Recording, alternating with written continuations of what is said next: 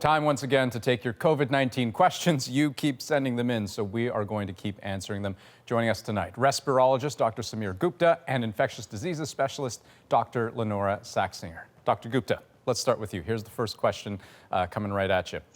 If hospitals aren't experiencing a surge, should we start bringing back elective surgeries? Good question. This is a challenging one. I think for docs, the biggest challenge is sort of thinking about what's elective and what's not. If something is life or limb threatening, then obviously it's urgent, but everything else is sort of on a spectrum. And I think we struggle to sort of think about, what really needs to get done, because for the patient who's waiting for that surgery, it's not elective, it's really important, and they may be suffering and may have been waiting for quite some time.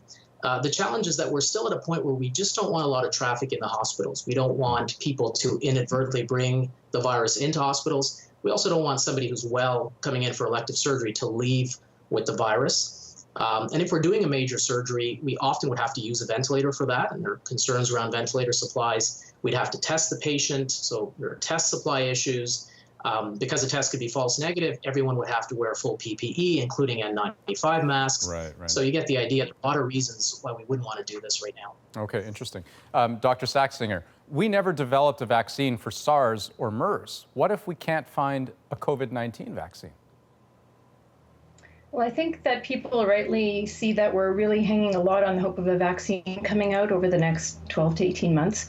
If we didn't have a vaccine, what we'd really be looking at is kind of thoughtful, modulated societal controls, very, very rigorous contact tracing and isolation to try to contain spread within the community. And potentially, if we can find some treatments that can lessen the risk of disease becoming fatal, that would be very important too. With all that, so that's not nothing, and that's also what we need to do while we're waiting for a vaccine. But when we look at what happened with SARS and MERS viruses, they actually were basically contained and controlled without a vaccine, so they did not become established in the community. I think that the whole scientific community is working really hard on vaccines right now, and I think it's a legitimate hope that we'll succeed in finding something that works. Right, but is there a realistic chance that we wouldn't find a vaccine? It's hard to know. I think that it looks plausible that we'll find it. And if we don't find a vaccine that works, then we'll have to fall back to these other measures. Okay. Dr. Saxinger, can you take this next one too? What's the risk of contracting COVID-19 in a public bathroom? Right. Well, there's the obvious risk of the doorknob and the tap handles and all the high-touch surfaces.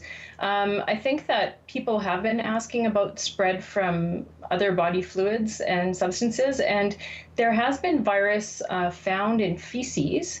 It's usually a fragment virus, like PCR positive only, and it's unclear if it's infected, and it might just be because people are swallowing saliva or mucus, and then it's found in the feces for that reason.